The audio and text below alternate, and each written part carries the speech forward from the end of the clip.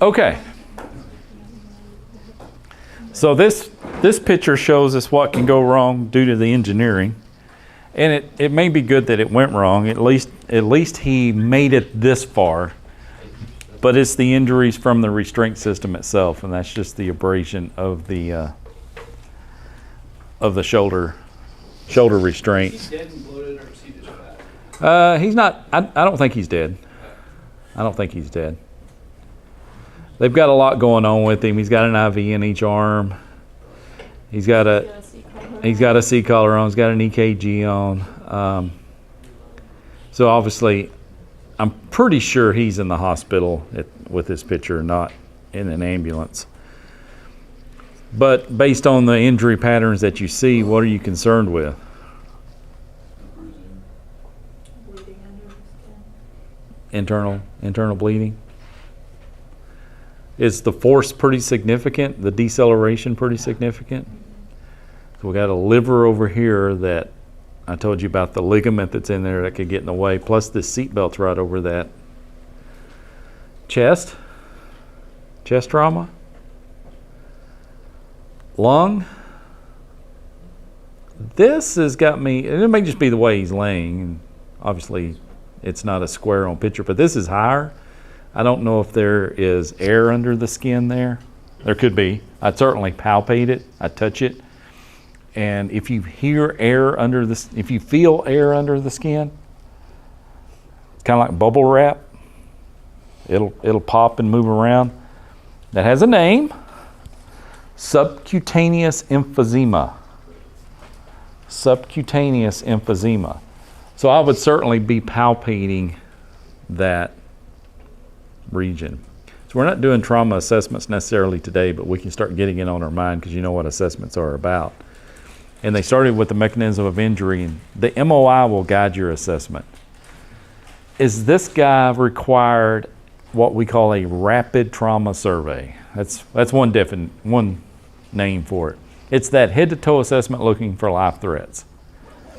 So as I'm going down from head to toe really quickly, looking for life threats, if I palpate his upper chest and I feel that air under the skin, have I found a life threat? Yeah. Where did that come from? The lungs. Lungs, the airway, something is torn in there, and it's allowed this air to come up and escape under the skin. So yeah, I have found a life threat, and that needs to be addressed. I may go on down the body and then get down into the right upper quadrant and find that being very rigid. You look at that and you go, well, he's a little bit overweight or something. I expect that to be soft, but I find that to be very rigid over the right upper quadrant. That's where the liver's at. So now have I found a second life threat? Potentially, yes. And then I go on down and I palpate the pelvis, and I press down and in on the pelvis, and it is no longer stable. The pelvis flops around. Have I found another life threat? Damn, quit looking. You won't find them, right? And then I go on down and he's got bilateral femur fractures. Like, dude, that's multi-system trauma, Amber. There are a lot of life threats going on here. Does he need a high-level trauma center? Yes. And if he had all the injuries that I just described, he's probably a candidate for flight. He's probably a candidate for flight. If you're at a football game, high school football game, and you're an athlete and you step wrong on the turf and roll your ankle, or maybe even break your ankle, maybe even have bones sticking out the side of your skin, are you a candidate for flight? No. You don't meet flight criteria. But boy, does it look good if that team lands in the middle of your football stadium on Friday night. Look at them first responders go. Isn't that cool? And then there'll go Facebook and all the messages. Lift your spirits and prayers for number 42. He's flying off with the angels tonight. They'll do surgery next week.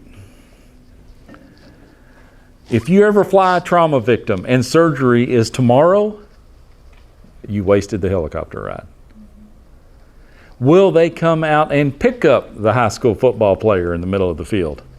Hell yeah, PR. How many times can we get our helicopter in front of this many people? Not very often. We're going to save the day. That's a tangent you don't want me on, but I'm sure happy to go there if you want me to. Those suckers woke me up this morning flying over. LifeNet, #1 transportation from Durant Hospital to TMC. It's the #1 mechanism to come down the highway. Okay, rear end crashes. Yeah, whiplash injuries, not anymore.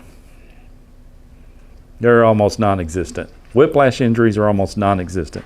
The only time they exist is when, I don't know why it's always females who do this. I'm not picking on females. I happen to like females, but they tend to take the headrest off of their car seat, the seat in their car, because it messes their hair up. You know the headrest? Y'all know those are adjustable? Mm-hmm. Do you know they should be adjusted to fit you? Mm-hmm. And those headrests prevent whiplash injuries. Why on a school bus do you not see any of the students because the seats are so tall? That's to prevent whiplash injuries. You think there's a high probability of a bus getting rear-ended? Yes, because they make frequent stops. But people who will not adjust that headrest or take it out entirely, some people take it out, it's like, well, I can't see when I turn my head. That's what a mirror is for. I can't drive with a mirror. Don't drive. My mother-in-law should not use the R button on her car because something is going to get plowed over.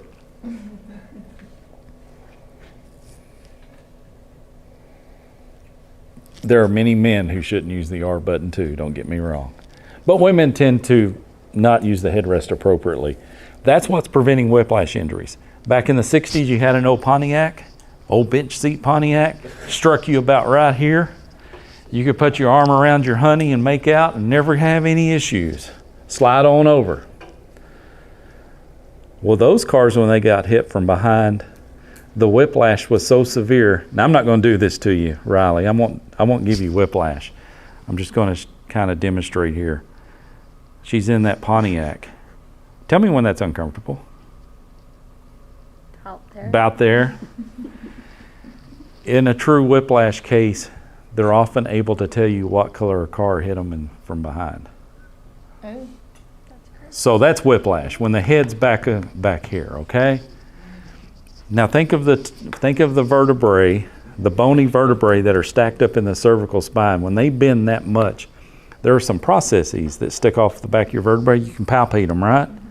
When you palpate your back, you're feeling those vertebral processes. They're doing this and they break off. So they got bone fragments floating around the spinal cord, which is not a good thing. And then you get the tearing of the anterior portion of the cord and compression of the posterior portion of the cord. And now she can't feel anything from the collarbones down. And that happened with C3, 4, and 5, and she's having trouble regulating her respiratory pattern because the nerves going to her diaphragm are messed up. Don't jack with your headrest, okay? Adjust them appropriately. So we don't have that anymore. We've engineered that out of the system. Does that make sense? Everybody's going to go home and check their headrest. So headrest, whiplash injuries are almost non-existent now. This type of injury isn't a deceleration injury as much as it is an acceleration injury. So if you get hit from behind at a stop sign and the car coming up behind you was doing 70 miles an hour and hits you, you're going to be accelerated such as that, and your head may stay still. The rest of your body may go, but the head's kind of like, oh, well, hang on a second, let me catch up to you. So you get this stretching and stuff of the cervical spine.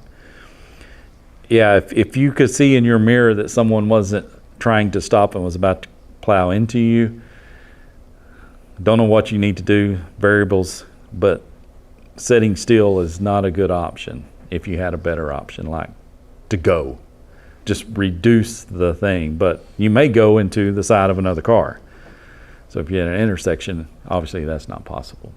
Brace yourself for impact, I guess. This is a big argument for artificial intelligence driving us around because we can detect and avoid that kind of stuff. or cause it, one of the two. Lateral crashes from the side.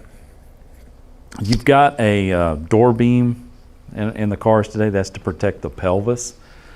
But that doesn't always work as well. That pin that your door closes on in your car is called a Nader pin, named after a safety advocate, Ralph Nader, Nader. That's a hardened pin. It's not a place you want to try to break if you're trying to break into the car because it's hardened steel. But the reason all that's there is to protect your pelvis from a lateral impact. The curriculum shows you all these types of impacts. And they want you to try to predict injury patterns based on it. I think that's dangerous to try to predict injury patterns. I think it gives us a good concept of where to look, but we still do a complete head-to-toe assessment, because is it truly just a lateral, or was it a lateral with a rollover? Was it a head-on and then bounced over and got hit from the side? Most likely. So rarely are they just isolated little incidents. Now, you don't have headrests that keep your head from going side to side, so you could get what they call a lateral whiplash, but cars today are also building airbags into the side impact airbags. Those also pose a danger to us in operations if I'm leaning through a door or I'm trying to extricate someone and that airbag is still active. It could deploy in itself. And that's why you see SRS printed all over your car, supplemental restraint system. That's not to advertise the car, that's to let the first responders, the EMTs, whoever know that, hey, there's a live airbag underneath this panel that could go off. Especially if it gets hit again from something else. And you see this massive response when you see these collisions on Highway 75. And I'm going to use 75 as an example because we're all familiar with it. When there's a wreck out there, do you guys see this massive response? Much more massive than we used to. We would go out by ourselves with one ambulance, 2 people, and work a wreck on 75, the same 75 today. And that was in the early 90s. Obviously, there wasn't as much traffic, but the speed was still the same. Now when you go out there, you've got fire engines and police officers and $500,000 fire trucks trying to block the highway for you. And you need to get your patient and get off that highway, not as much for the patient as you. You just don't need to be standing around out there. Too much is going on too quickly.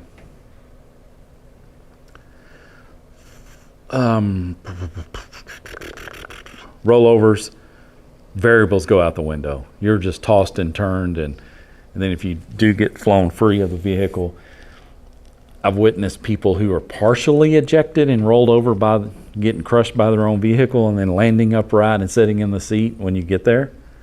And you may not know that they had partially ejected on their way through it. A lot of arms come out the window, windows break, heads will come out the window, roll over on your head. Just very grotesque type injuries when those happen. There's where? Rollover, partial ejection. I don't know if they got ejected. Kill them? Did it kill them? Don't know. There was a crash on 56. I'm sure you heard about it. That killed 5 people. They were going 100 miles an hour by Wyndham. 55 mile an hour road doing 100 hitting a pickup. Who was driving? Some people weren't from around here. Yeah, they were from Ladonia. They were from Ladonia, making a beer run? I shouldn't joke like that, but 12:30 probably went to work. Killed everybody in the car and 2 people in the pickup. They sent them to tears. so innocent. There was an innocent car around. It's, when they raised the speed limit back up to from 55 up to 70 and now even 75, and then you get down there north of Austin, it's what, 85 on that tollway? And we come out of there one night in my wife's Bronco Sport, and it didn't do much more than 85, and it just felt so out of control. And the small sport utility vehicle. It just wasn't stable. But there were people passing me at what? 90, 95, 100. These engineers that up the speed limit or allow it, or these legislatures that allow it, they look at data and predicted how many more people will die. Now, I can't recall what the highway speed was in 1990 on 75. I'm wanting to say it was 65 or 70, but now it's 75 and 80, and the number of deaths have certainly went up. That's not just a observational. I think more people are dying. They are. Plus, the highway is old. You hit some of those potholes, you lose control, lose stability. Those things are happening out there now. New construction is constantly going on. Digging up a section of the highway in the middle of midnight and try to hope the cement dries before the next morning. The increased number of vehicles traveling down the highway. Those of you who've lived in the area a long time remember Calera's nightmare. All those people up 75 that go into Calera, mainly to Choctaw, but you had direct access intersections into that 4-lane highway, and people were pulling out there just getting hammered, and it took a lot of people dying before they done it. Now you can just go through Calera and it's just so nice and just fly right through it. Yeah, after 4 years of construction. So it's just, and those of you working locally, the best is yet to come, right? I'll be very thankful that I'm retired before they start redoing 75 all the way to Oklahoma, which they're right here now. So I might retire before they do it.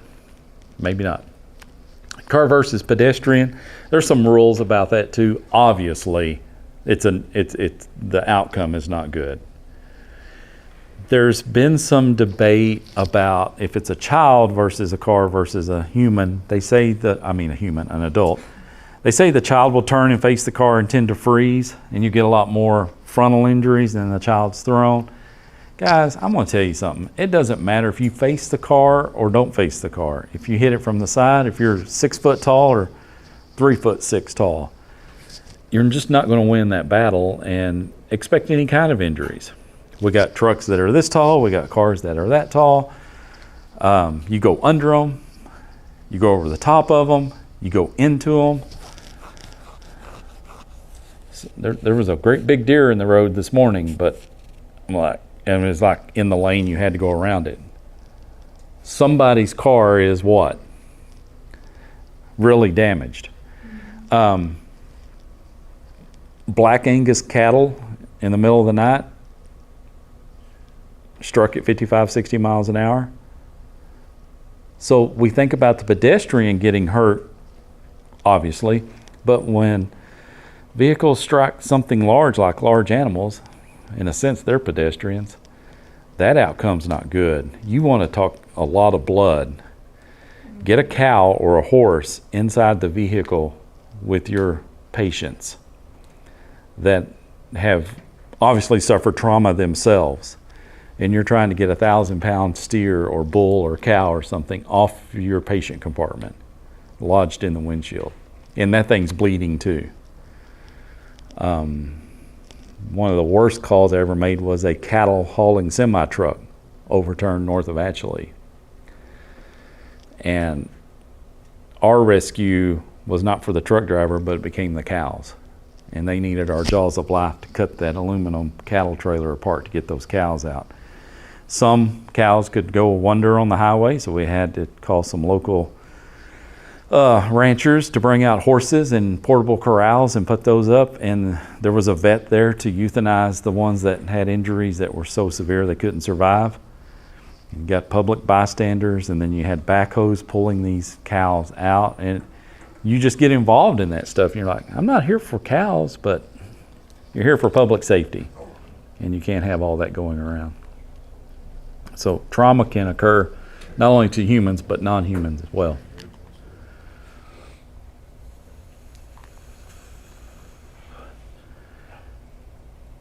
I'm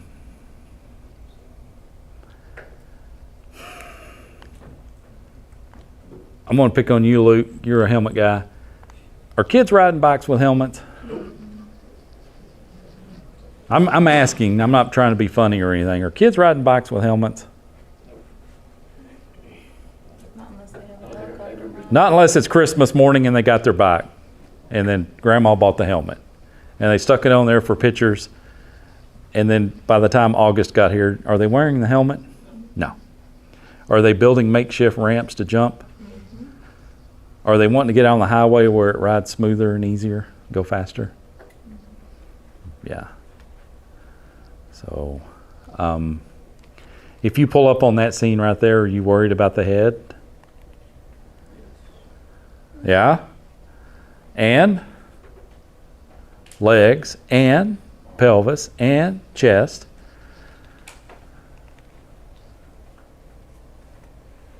He still got his glasses on, so it didn't throw those off.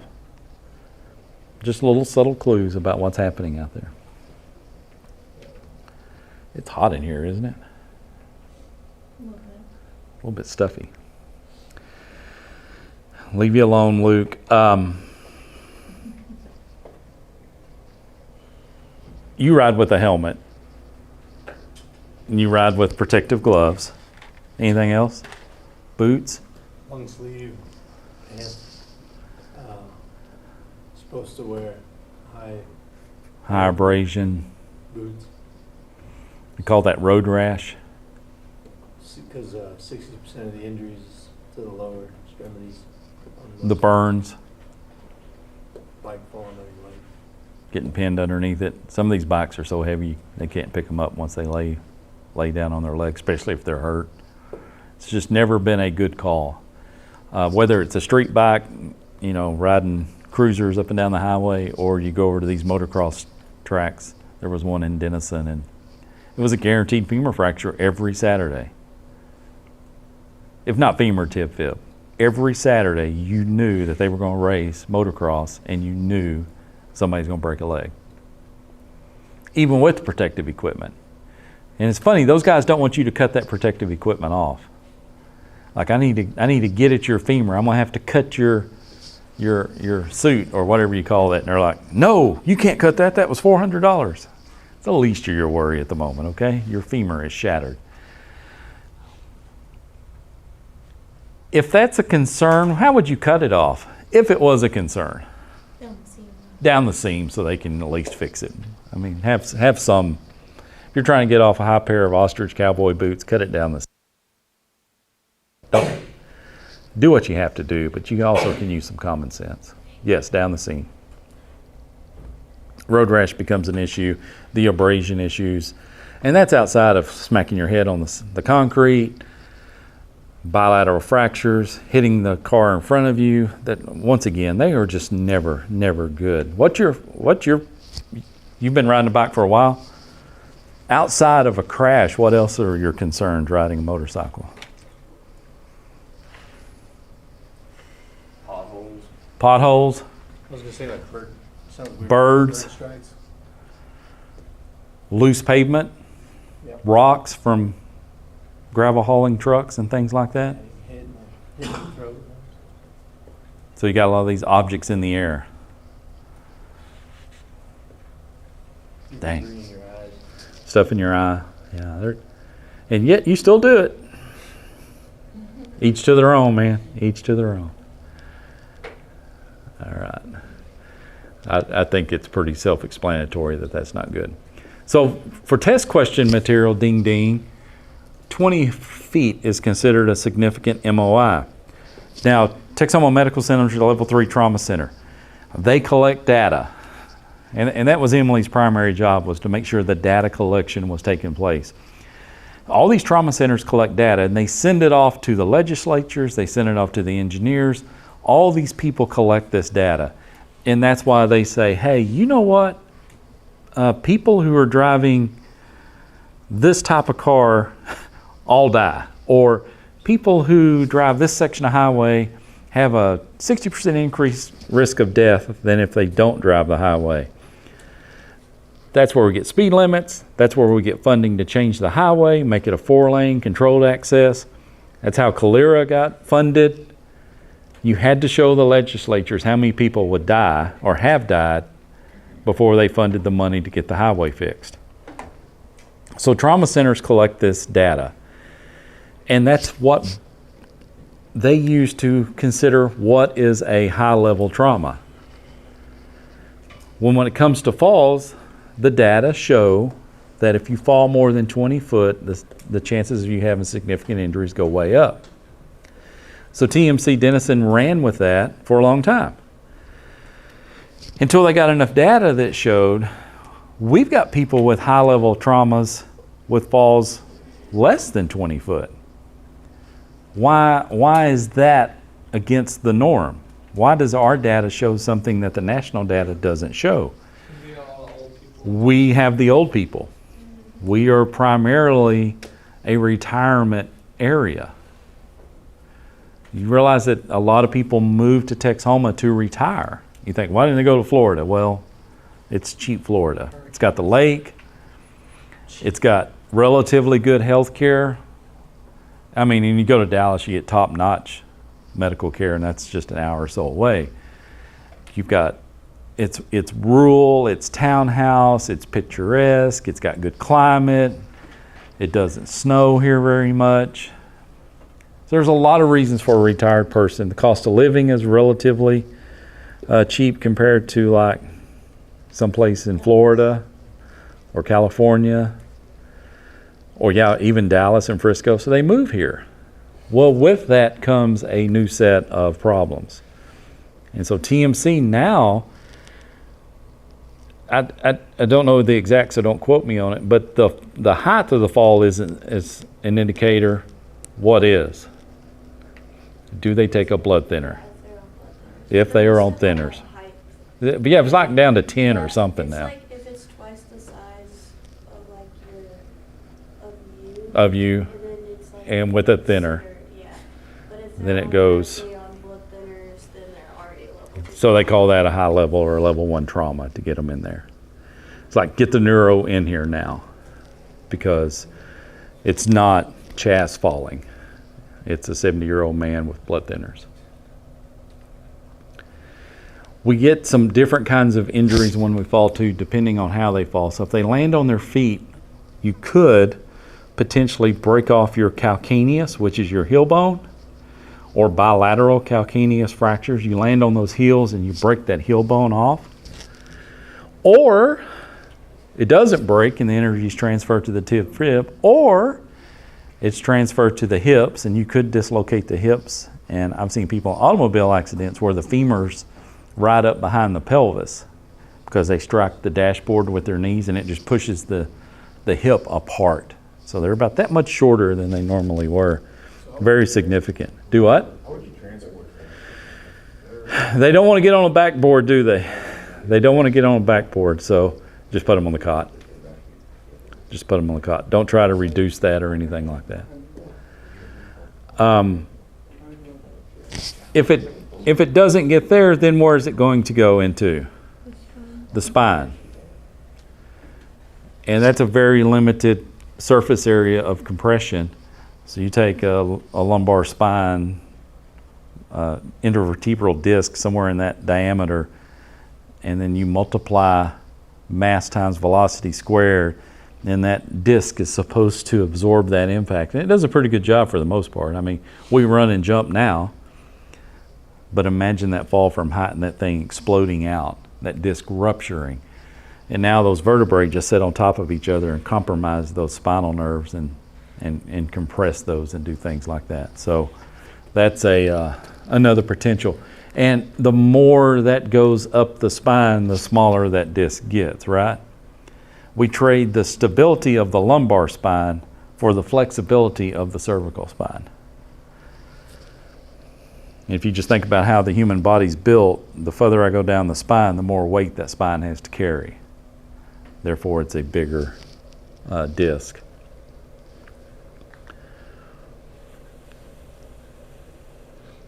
So, example of some penetrating trauma, that's a pretty jagged knife, half the handle's gone.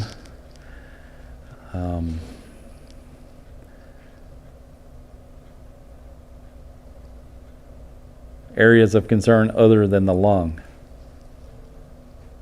based on the location. Could be the spleen. Diaphragm. Spine. No one has said heart yet. Heart?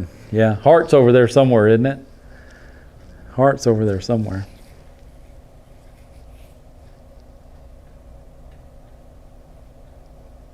They transported him with it in place. Is that what you should do? So never remove it. Is there a chance I could remove it? Yeah. In resuscitation attempts. Yeah, if it's impeding the airway, like it's in the face or the neck, but only under very unique circumstances would I remove it. But it's called low velocity, low energy.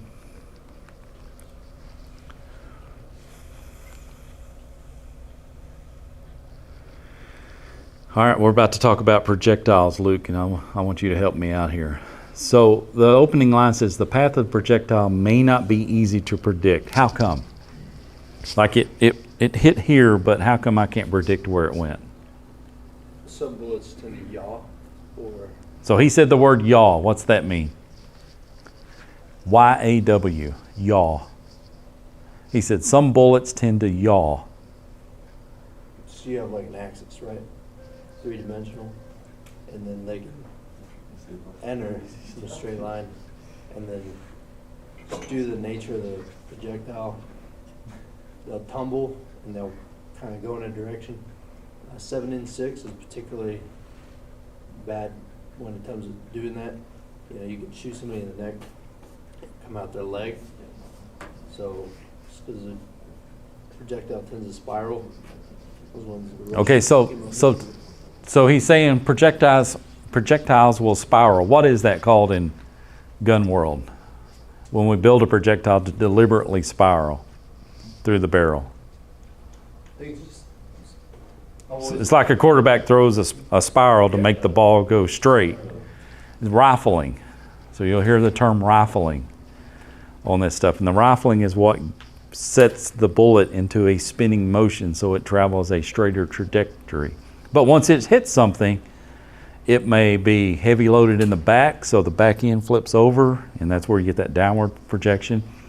It may be designed to expand on impact, like self-defense rounds would do. It hits a bone. Fragments of that bone could become projectiles themselves, obviously change the trajectory of the bullet.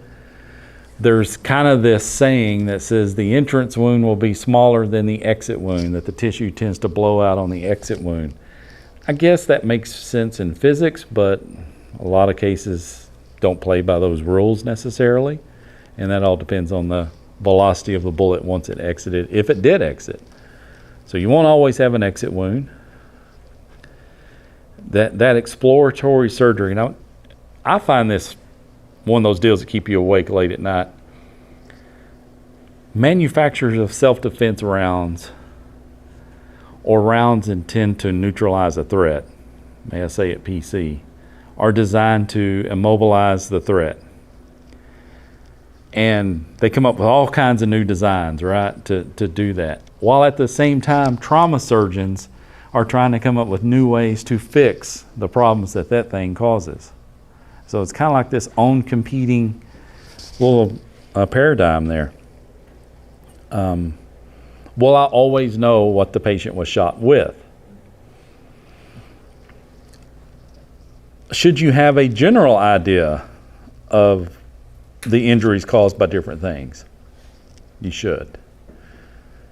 If they were shot with a rifle, the injury transfer is a lot higher than it is with handguns.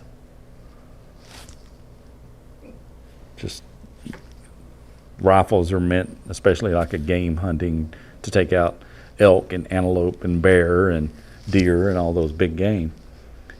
A self-defense round, limited in its capacity because, you know, there is this, I don't want it to go through walls, I don't want it to go through you and hit somebody else.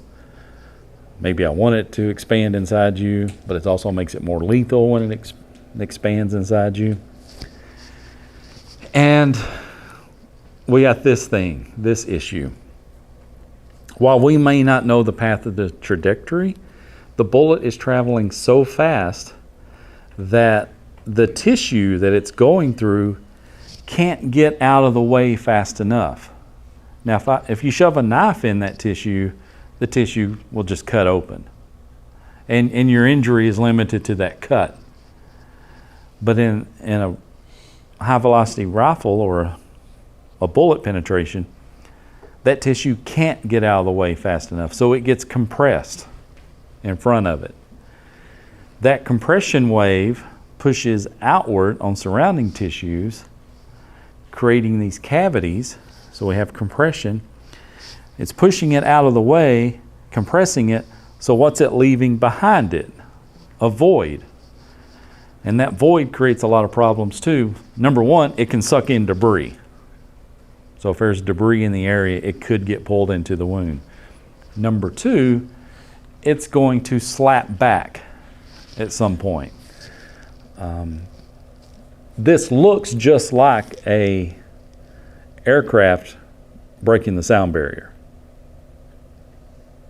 This looks just like a diagram of an aircraft breaking the sound barrier.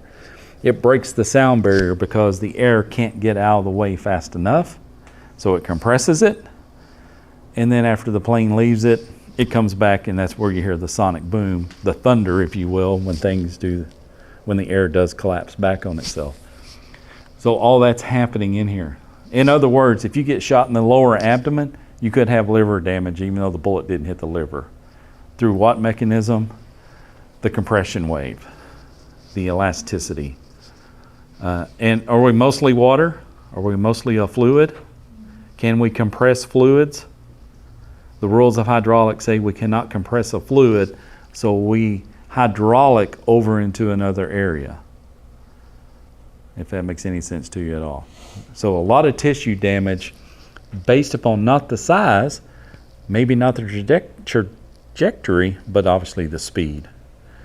And Luke, back at you one last time, are most of these bullets traveling supersonic? Yes.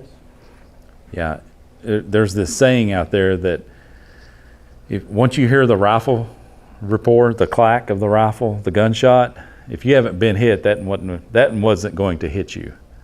And it's too late to duck because the one that kills you or the one that hits you will hit you before you hear it. And I've been around some people that do the really long distance target stuff, and you watch that with binoculars to see if it hits the target, and you can actually see the bullet going through the atmosphere, leaving a little vapor trail behind it, and it tumbles and stuff. You think, there's no way I could see that. Well, if you're behind it watching it, you can see the trail of it. And it's a long way down there. But it's like you actually consciously stop and think about how far that's going. And it's like, damn. So I'm obviously much more versed in that than I am. I just saw it one time. But I was like, damn. You could be taken out long before you ever hear it. That's kind of wild if you really stop it. Let's go on. Okay. Energy available to cause damage is more function of its speed than its mass. We've already been through that. And then we have the issue with it. I think there's some test questions out there that talk about the injury differences between a full metal jacket and a expanding ballistic tip. Do you mind? So a full metal jacket, typically it's just standard military cartridge. They're the cheapest to make, and they're also the easiest to make identical, so you get tighter groups with them on average. It is a bit more cost prohibitive to make hunting cartridges, which is really two types. You have your hollow points and then your soft points. Soft points have a lead or a soft, sometimes it can be actually plastic at the very tip of it that's meant to give, and then you'll have expansion. Same thing can happen with lead. Those are your soft points. Hollow points, originally, that hollow point was made because I don't know the physics behind it, but they made them a little bit more consistent by cutting the pointy tip off of it. Don't ask me why. I think it's because they tend to get dented or whatever, just because being in a pouch or whatever. Anyway, full metal jackets tend to over penetrate. You'll have a very tight wound on one side, and then the opposite side will have a little bit larger, but it won't usually, unless it hits bone, be the catastrophic exit wound you typically see on soft points or hollow points that are made to shatter or expand. So hollow points tend to flake off. That's called spalling. When you have those, the jacket separates from the core, the jacket will splinter off, damaging the surrounding tissue, and then the lead core will continue to punch on through. You also have API and incendiary projectiles. Those aren't typically meant for people, but they're fun anyways. They do tend to find people sometimes. So. In civilian EMS, gunshot wound is your call. You're typically going to find what type of round? In today's market, if it's gang violence, I would say probably hollow point. But generally, just because they're cheaper. If it's out on a range, cheaper and more prolific, probably. just somebody out there shooting shells at a target, it's probably full metal jacket. Yeah, probably full metal jacket. So are more, the calls that we get, are they more accidents or purposeful? Purposeful. The only, I don't want to call them accidents, negligent discharges. All my negligent discharge calls have involved police officers. Either shooting their finger off, shooting a chunk of their ass out, their foot. It's always a police officer. I say always, that's my experience, is negligent discharges occur with police officers.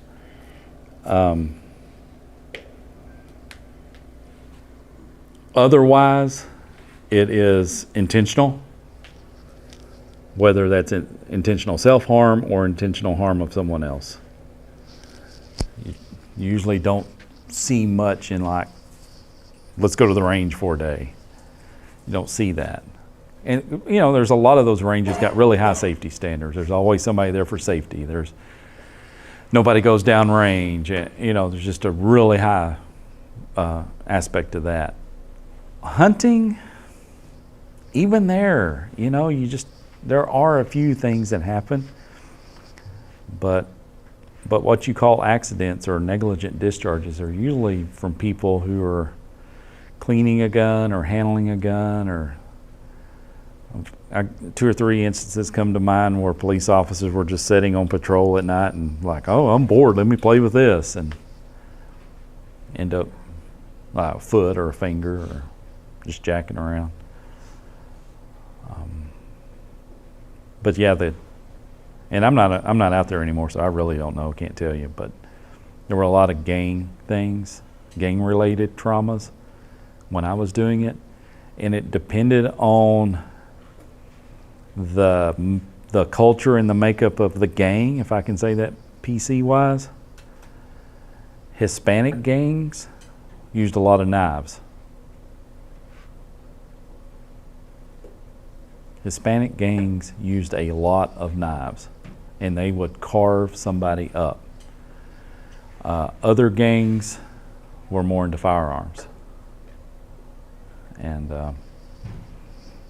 that's just a pattern I observed. Whether it was 100%, probably isn't. It's just, and I don't even know if gangs are still that prevalent in Denison Sherman area. I'm sure they are to some degree.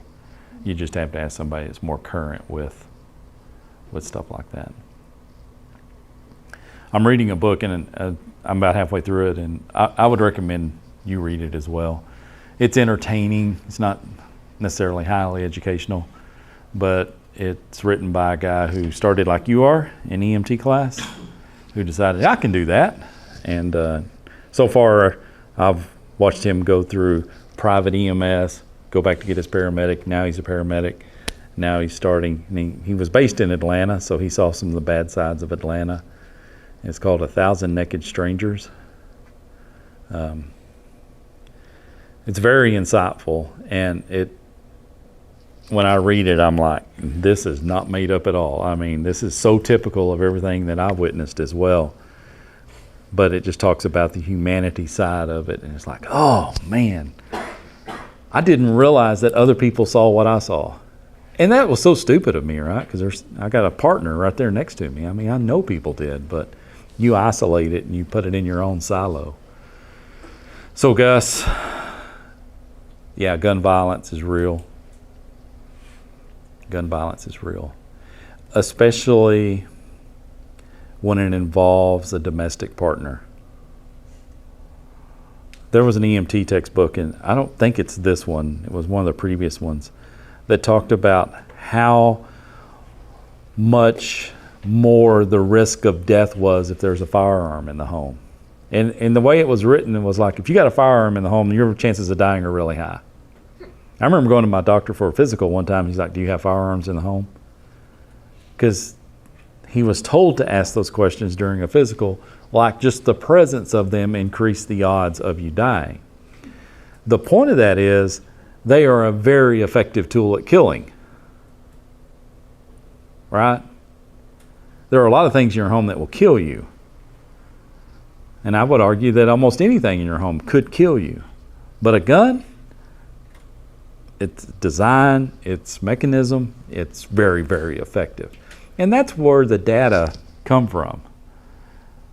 Does that make sense to you? We got real strong data that firearms in a home kill more people. Yes, because they are very effective at doing that job. And so it's not going away, Gus. It's very, very prevalent. More prevalent than you would like to admit.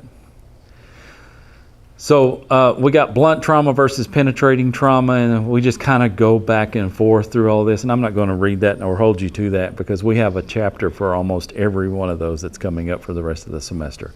We'll talk about chest trauma, head trauma, abdominal trauma, musculoskeletal trauma, soft tissue trauma, eye, ears, nose, throat trauma. So we're gonna break this down as we go through it anyway. Ding ding, there are some questions about blast injuries. And they wear me down, but I can't be instructing this class and not tell you about them. And then we'll wrap this up. So blast injuries, we talk about the military. We've been in enough wars overseas in the last 20, 30 years to understand about the improvised explosive devices and Humvees getting blown off the side of the road in Iraq. And I mean, we hear that, we see it in the news and stuff. But that's military. How does that apply to us here in Denison, Texas, Sherman, Texas, Fannin County, Colbert, Oklahoma? Well, you still have blast injuries. It's just got a different mechanism. So the fertilizer plant, the blast injuries from a domestic terrorist attack like Oklahoma City, which used fertilizer and diesel fuel. What's the town way down in Texas where the plant blew up, fertilizer plant? Come on. It's on the tip of my tongue. Just a few years ago. Shipyards in Houston, refineries in Houston, where we have those explosions. Or people just assing around at home being stupid. You still get explosions in that aspect as well. Propane bottles, blevies. So let me throw a term at you. Another acronym. I want you guys to be aware of this acronym because they are so, the potential for this is everywhere. It's called a BLEVE. A BLEVE stands for Boiling Liquid Expanding Vapor Explosion. Boiling Liquid Expanding Vapor Explosion. So I'll tell you funny so you get the highlight of this. So take a propane bottle. And where can you find those? Well, there are a bunch of them at Walmart. They range from the little green bottles that you can screw onto your Coleman lantern or your little cook stove to the 5 the 5 gallon or 25 pound, 50 pound grill bottles. You see those at every gas station now. You can get those. Realize those things are never completely empty. Even though they may not light your grill, there's still gas in there. A lot of rural homes have propane tanks outside their homes. Industry has propane. They're on the back of forklifts. These things are everywhere. And the boiling point of propane in the atmosphere, it'll just boil off into a gas immediately, but in that tank it's under pressure, and that keeps it a liquid. And if you use that, you're using the vapor off of it.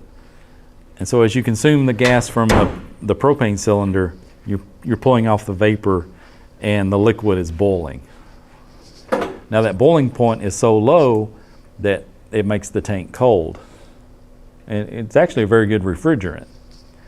You're starting to see some of those propane style refrigerants in new automobiles now that you're going to be involved in car crashes. I think it's BMW that says we will not use that refrigerant in our cars. Other manufacturers are saying it's no more explosive than gasoline. Well, gasoline isn't inside your dash either. So take it for what it's worth. They're using that refrigerant on top of these total electric cars. What could go wrong? What could go wrong? So you're the guys and the girls that are inside these automobiles helping these patients. Back to oblivion. If that vapor inside there is created faster than it can escape the cylinder, it's going to build pressure. At some point, the cylinder cannot take it anymore and rupture. That's why they got all these pop-off valves on them and stuff like that. But still, it could get so hot so fast the pop-off valve can't accommodate it. When that ruptures, well, now the tank is shrapnel leaving the scene. The contents of the tank is highly flammable, so now we got a fire explosion as well. So we got a fireball plus things flying out. So the story I'll tell you happened on a camping trip with a bunch of paramedics and firefighters. What could go wrong?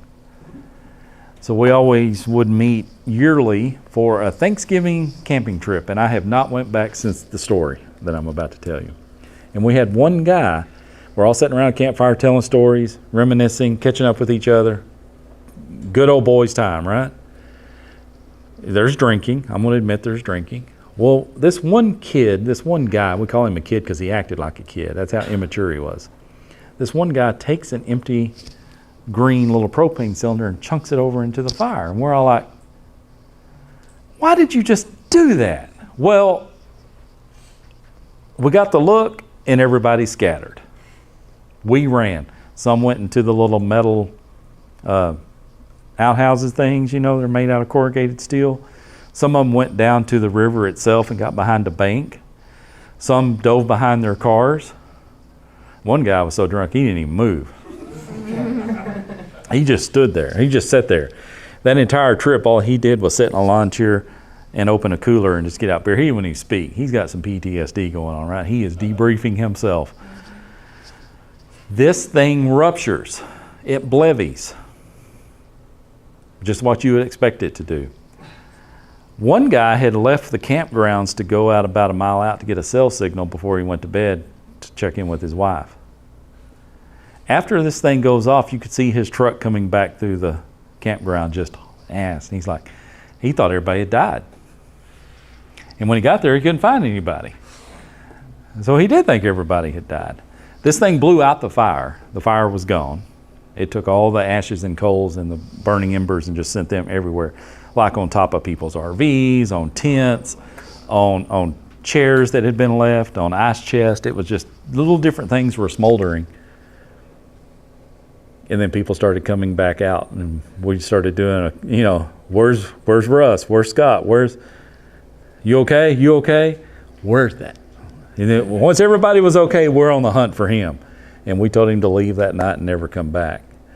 Well, they invited him back again. I was like, oh, you won't catch me there. We could have all died because there was this blast injury going off, right? So what was the first blast that went off? The primary blast injury. Ding, ding, test material. Primary and not moved what would have gotten us? The pressure wave. The pressure wave. And the fire. In this case, it would have been a fire. You can have a blast injury without a fire. You aware of that? Like you could blow up an air compressor tank. A compressed air cylinder can explode, and there may not be a fire, but the pressure would certainly be released. You guys in firefighting, if you're filling up your SCBA tanks, and one of them, we put them in that containment cage to fill them, but That's why you're filling up with that pressure wave will be the one that gets you. That's the primary blast injury. We were all running, so we'll get to where we were at. Secondary blast. That's the shrapnel. That's the shrapnel. We didn't find the green tank. I'm sure it was somewhere, obviously, but we didn't find the green tank. If that, I remember watching a video in fire school where they took one of the propane bottles that you would grill with and intentionally blevied it, and pieces of it were found up to 5 miles away. It is a tremendous amount of energy that gets released just instantaneously. And the better built the vessel, the more likely it is to go further, because it's going to take so much energy before it finally ruptures. So much energy.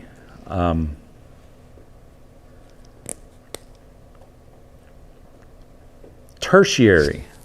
Now it's first, second, third, fourth, but we can't say third. We got to say tertiary, because that sounds like we know what we're talking about. Injuries due to impact with another object. So if we had been sitting close to the blast and we were thrown, that third injury would be our trauma of hitting the ground or being blown into something. Are you with me on that? And then quaternary, or the fourth, is collateral injuries such as burns, crush injuries, and toxic inhalation. So if an ember had landed on us, we caught on fire secondary to that, or there was a toxic gas that had been released from the injury, that would be the fourth, or the quaternary blast injury. And that is test material there. So primary, secondary, tertiary, quaternary. If it's a radioactive blast, like a power plant blown apart, you're going to have particles way out in here as well. And I don't know if this is true or not, but I heard they're reactivating one reactor at 3 Mile Island. They're about to bring it back online. I haven't verified that. Everything you hear anymore, you gotta go check and see if it's true or not. But they are really pushing more nuclear reactors because the electrical grid just can't be sustained. So they have to add more nuclear to get it done. I hope we never see any more of that, but we talk about dirty bombs and things like that. It'll come up later. Any questions on this thing?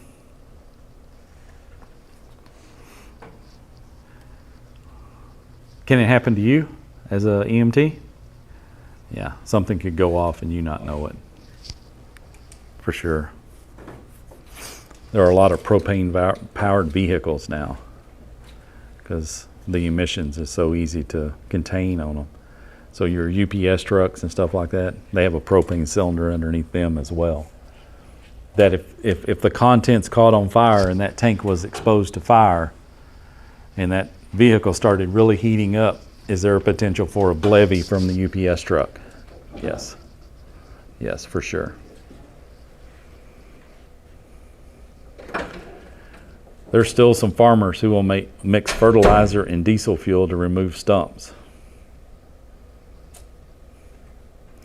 And they're not trained, whatever that category of person is called. I don't know what the title is for someone who specializes in blasting, but I don't think your typical farmer is a blasting specialist. But it doesn't take much. It takes an oxidizer and a fuel source to set it off. Some of you yahoos are playing with that tannerite stuff. Luke's like, now you're talking my language, Brandon. Yeah, there's enough that goes on in southern Bryan County that the ATF gets a call about once a year because somebody lost some windows, and you punch enough of it in a dryer, an old dryer, and hit it. Luke's like, yeah, I know. Yeah, I know. But the round that shoots it has to be fast enough to set it off, right? Yeah, one more time. Let's blow this down. Boiling liquid, expanding vapor, explosion. Got it. Boiling liquid, expanding vapor, explosion. Could you have a BLEVE in a automobile air conditioning system? Yes. And luckily for you, there's going to be a rubber hose attached to that, so the rubber hose is going to rupture before the other thing ruptures, so you're not going to get a true, grenade, so to speak. Real quick, just see if there's anything left in here we need to talk about. When you do have those pressure changes coming across the body, think hollow organs, eardrums, lungs, stomach contents, things that are usually air-filled in our body, our sinuses and things like that. Those can get severely damaged due to blast injuries.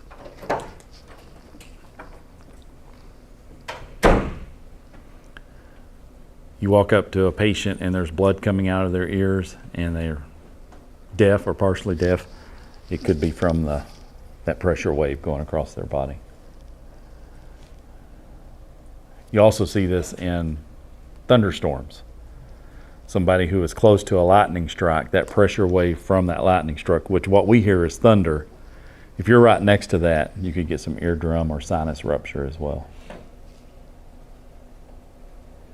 Then we'll talk about it again when we do diving or altitude. We could get rupture of this stuff. Depressurization of a plane. It's just a pressure change.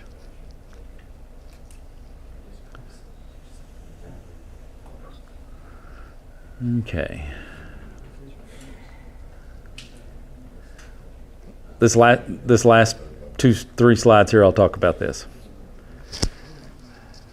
Where did I see it at? Come on. Oh, I just saw the word golden. That's what made me do it. Okay, so there is a concept out there in trauma management called the golden hour and the platinum 10. I thought it was on this slide because I saw a golden. The golden hour and the platinum 10. Now, we were always taught, at least I was taught, that the golden hour needs to be honored in order for trauma victims to survive. And what that meant was that from the onset of the incident to definitive care, which is a trauma surgeon, you're in surgery. From the onset of the event to surgery, if that occurred in less than 1 hour, your chances of survival were much better. Once it went past an hour, it took a nosedive off the chart.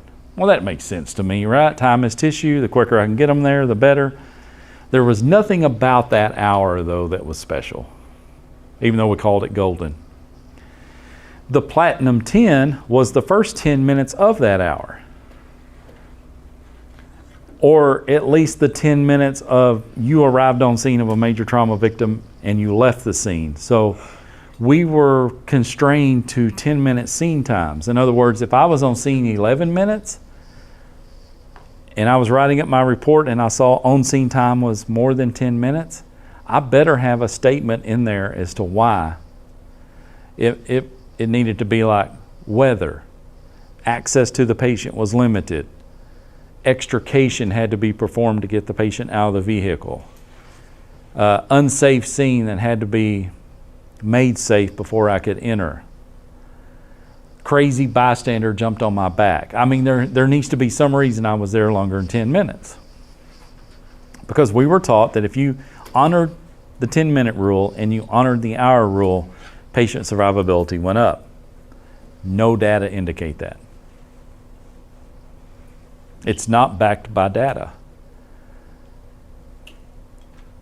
So what is the biggest contributor to someone surviving trauma then? We kind of opened with it and we're going to close with it. What's the biggest factor to someone surviving trauma? Well, if you go to, hey, your buddy takes me to the trauma center, and I think it was Sterrett who said, you don't have to call 911, you don't have to wait on an ambulance. You can get there. Okay? What if I told you that wasn't it? It's the person that saw what happened. Person- It's what we do with the time we do have.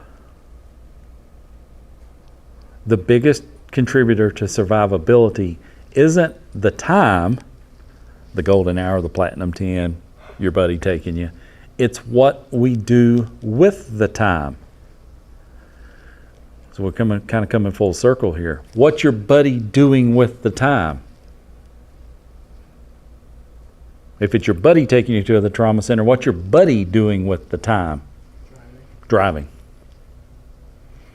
What's the EMT or paramedic doing with the time? Taking your body. Taking your vital signs. Keep going. Maybe placing a turn. Placing tourniquets, placing splints, assessing your body, starting IVs, administering drugs like TXA, splinting, giving you IV fluids, giving you oxygen, treating for shock, keeping you warm. Maybe all of that's not so good. There's some things we know is not so good. Starting IVs on trauma victims. Then we don't. We don't do it. Even though I heard it preached the other day and I'm like, what the hell? It's okay to start the IV, but running them wide open and just changing our blood chemistry into water, that doesn't make sense. Applying high flow oxygen because they're shocky patients. That hyperoxia leading to that free radical damage and things like that. No, not doing that either.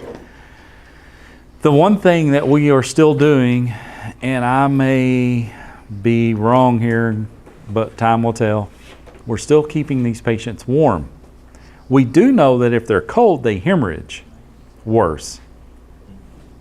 So we still try to keep our patients warm. But there is a train of thought out there that says maybe the body cools off for a reason in shock. Because a shocky trauma patient is going to get cold and clammy, right? Maybe that is protective. I'm not saying answer the test question that way. I'm just telling you that the data are quickly changing in terms of trauma. Quickly changing. We used to do a lot of things that we don't do anymore. And I think all these things that we talked about, these studies are indicating that. If we don't do anything, survivability goes up. That is hard for me to say.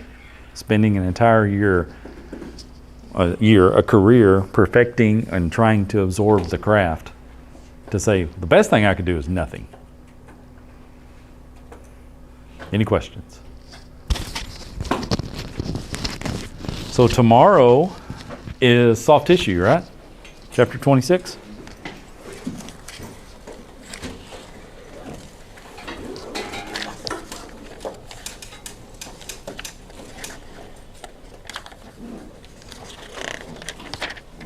Tomorrow is bleeding. So we'll pick up with that because I was just talking about blood loss.